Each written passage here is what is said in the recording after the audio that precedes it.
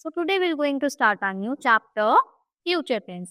तो बच्चों हम पिछली क्लासेस में प्रेजेंट टेंस पढ़कर आ गए, पास्ट टेंस पढ़कर आ गए, तो आज हम अपना लास्ट टेंस फ्यूचर टेंस को पढ़ेंगे।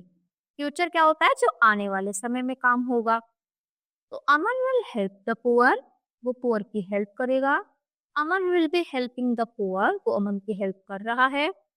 अमन will have help the poor, वो उनकी हेल्प करेगा। तो देखो सारे ही काम क्या है, आने वाले टाइम में होंगे।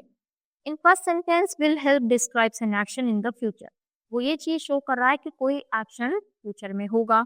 Will be helping describes an action going on at some point of time, कि यानी वो काम चल रहा है पर फ्यूचर तक फिनिश होगा। और will have help denotes an action completes at some point in future time, यानी वो काम कब जाकर फिनिश होगा, फ्यूचर में। तो जैसे ही सबके फोर कोर पार्ट्स थे, ऐसे ही फ्यूचर टेंस के भी फोर टाइप्स होते हैं। Simple future tense, future continuous tense, future perfect tense and future perfect continuous tense.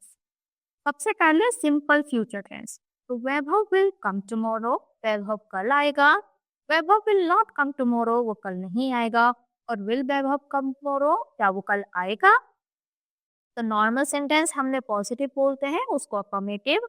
Not लगते ही नेगेटिव हो जाता है, उसको नेगेटिव सेंटेंस ही बोलते हैं। और जिसमें विल सब्जेक्ट से पहले आ जाता है, फिर क्वेश्चन मार्क आता है, ऐसे हो जाते हैं हमारे इंटरोगेटिव स्टेटमेंट। सिर्फ पॉजिटिव में क्या होता है, पहले सब्जेक्ट, फिर विल या शैल, फिर वर्ब और फिर ऑब्जेक्ट। फिर आई वे के साथ शैल मोस्टली यूज होता है, फिर वर्ब आएगा और फिर ऑब्जेक्ट। नेगेटिव बनाने के लिए विल नॉट या शैल नॉट हो जाएगा, स्टार्टिंग में सब्जेक्ट रहेगा, फिर वर्ब आएगी और फिर ऑब्जेक्ट। इंटरोगेटिव में क्या सीखा हमने कि जो ये वर्ड है ना स्टार्टिंग में पहुंचा, तो विल, फिर सब्जेक्ट, फिर वर्ब, फिर ऑब्जेक्ट। ऐसे ही शेल, सब्जेक्ट, वर्ब और ऑब्जेक्ट। तो आई वे के साथ शेल यूज करते हैं, बाकी सबके साथ विल यूज करते हैं। फिर सिंपल फ्यूचर टेंस कहाँ पर यूज होगा? तो they will for actions that will happen in the future, यानी ऐसा काम जो फ्यूचर में होगा। They will buy tickets for us, well, कि वो हमारे लिए भी टिकट खरीदेंगे। They will buy tickets for us, ये तो सेम ही होगा, यानी हमारे लिए भी खरीदेंगे। यहाँ पर हमारे लिए खरीदेगा, हमारे लिए ही खरीदेंगे। और दोनों ही काम कब होंगे? फ्यूचर में होंगे। फ्यूचर कॉन्टिन्यूस टेंस, यहाँ पर हमने कॉन्टिन्यूस में क्या सीखा है? आईएनजी आएगा। तो she will be studying for her exams, वो अपने एग्जाम के लिए पढ़ेगी। She will not be studying, वो एग्जाम के लिए नहीं पढ़ेगी। और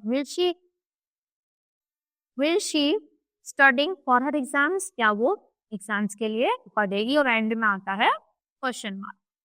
तो पहले वाला पॉजिटिव, दूसरा नेगेटिव और थर्ड वाला इंटेरोगेटिव। अब इनकी भी फॉर्मेशन कैसे होती है? पॉजिटिव, पहले सब्जेक्ट आएगा, फिर विल बी आएगा, फिर वर्ब के साथ आईएनजी फॉर्म आएगी और फिर ऑब्जेक्ट। आई के साथ विल शैल आता है, सॉरी आई वे के साथ शैल आता है, तो शैल बी, फिर गोइंग तो जम्मू।